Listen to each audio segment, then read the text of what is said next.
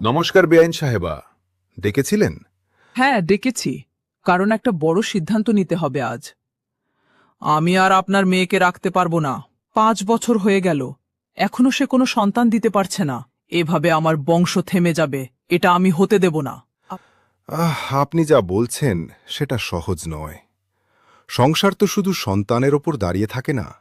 আপনি বাবার মতো কথা বলছেন। আমার জায়গায় থাকলে বুঝতেন। আমি আমার মেয়ের বাবা বলেই বলছি না।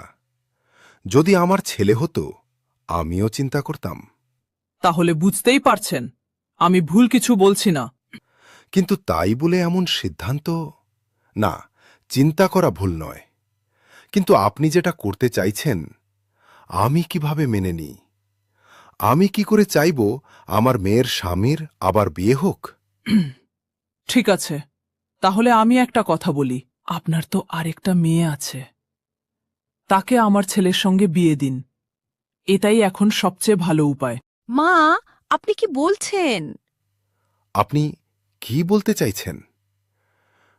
এটা খুব কঠিন একটা সিদ্ধান্ত। বাবা, তুমি কিছু